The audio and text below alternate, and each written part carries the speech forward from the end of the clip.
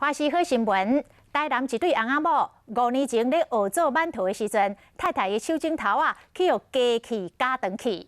两翁仔某体会到世事无常，决定环岛做馒头，因到学校、到社会福利机构分享爱。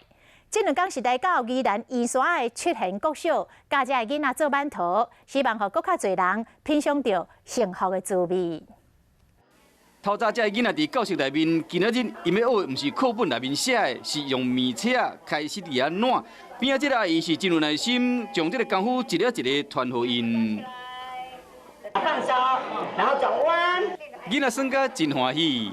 这个好不好玩？好玩。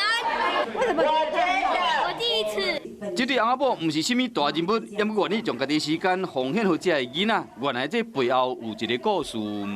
手就被压面机压到。 然后压到的那一刹那，坦白讲，我才体悟到什么叫无常。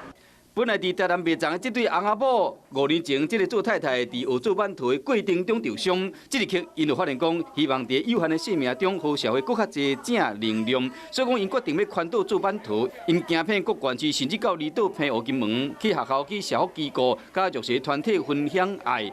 为着省钱，因暗时就直接住伫火车顶，安尼做，互真侪人真感动。只要可以为社会尽一份心力，我也觉得这样就很好。所来，因会阁继续带着这份热情，送爱到每一个角落。因无求回报，只希望讲会使互更较侪人体会到幸福，原来会使这简单。